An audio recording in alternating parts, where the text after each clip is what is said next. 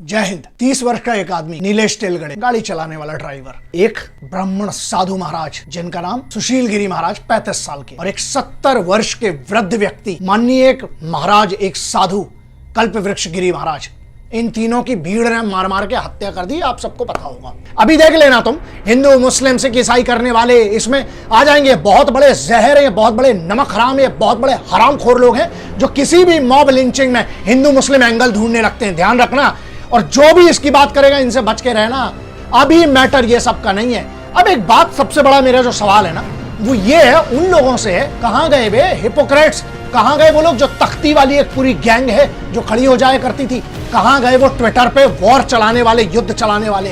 कहां गए वो लोग जो अफजल गुरु जैसा हरामखोर आतंकवादी मरता है, या बहुत बड़े बड़े आतंकवादी जब मरते हैं तब सालों को बड़ा सुरक्षित फील होने लगता है इस देश में? अब क्या हो रहा?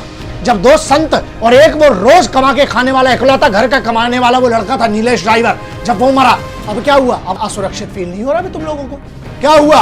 बड़े, वरना ट्विटर पे तो जंग छिड़ गई होती, ये ट्रेंडिंग वो ट्रेंडिंग। लेकिन अब क्या हो गया? बहुत सारे लोगों ने कहा कि भीड़ की कोई शक्ल नहीं होती है, इनका कोई चेहरा नहीं होता, इसलिए हर बार बच जाते हैं। लेकिन ध्यान रखना, इस बार इस भीड़ की शक्ल होना बहुत जरूरी है। कल को भीड़ किसके बच्चे को मारेगी, किस बूढ़े को मारेगी? वो एक संत बेचारा, एक संत व्यक्ति यार, जो कुछ नहीं कर रहा था।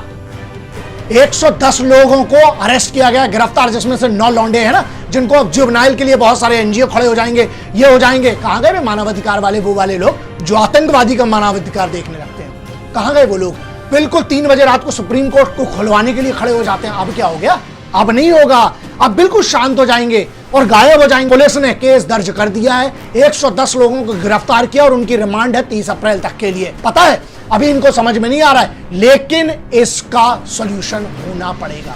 पब्लिक में जब एक संत को मारा जाता है, सुनो, मुझे ये हिंदू मुस्लिम वाली चीज से नफरत थी है और रहेगी। मैं आज पर कह रहा हूं, अच्छा, और रही बात मेरी, चाहे वो तबरेज अंसारी का मामला हो, चाहे वो चंदन गुप्ता का मामला हो, हर बार जब मॉब लिंचिंग हुई है, याद रखना, मेरे वीडियो उठा के देख लो, मैंने ये बात कही है, सिर्फ मुसलमान नहीं मर रहा है, सिर्फ हिंदू नहीं मर रहा है, यहाँ पर हिंदुस्तान मर रहा है। यहाँ पर हिंदुस्तान के कानून का डर मर रहा है, और वो इंसान के अंदर का ईमान मर रहा है जो पत्थर चलाते। इन लौंडों को तुम बच्चों में गिरोगे जो बूढ़ों को वहां पर मार मार के लाठियों से, हथियारों से उनको मार डाला? इसके लिए क्या कहोगे बे?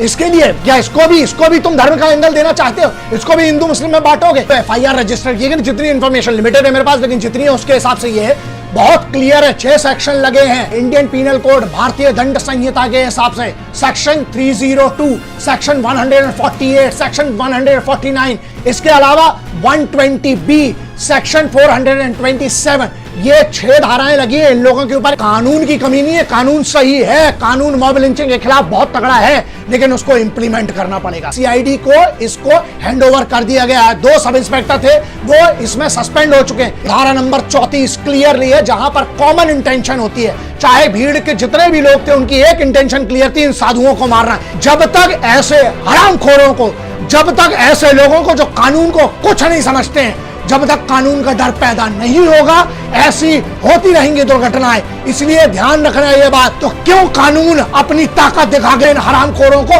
कम से कम फांसी की सजा नहीं दिलवा सकता?